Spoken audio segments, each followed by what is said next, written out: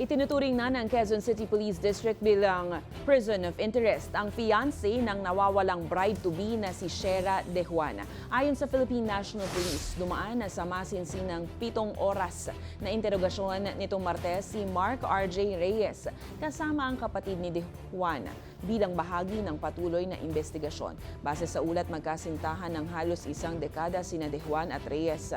Ayon kay Reyes, hindi niya maunawaan kung bakit bigla na lang nawala ang kanyang dapat ay mapapangasawa sana matapos sabihing bibili lang ito ng sapatos sa isang kalapit na shopping mall. Tinututulan din ni Reyes ang mga haka-hakang kumakalat sa social media na umano'y tumakas si De Juan para iwasan ang kasal. Anya, desidido na raw si De Juan sa kanilang pagpapakasal at matagal na rin silang engaged. Git pa niya, hindi raw kayang gawin ni De Juan ng pagtakas at wala itong ibang pang kinakausap o ine-entertain na lalaki. Patuloy naman ang investigasyon ng pulisya sa pagkawala ni Shera De Juan.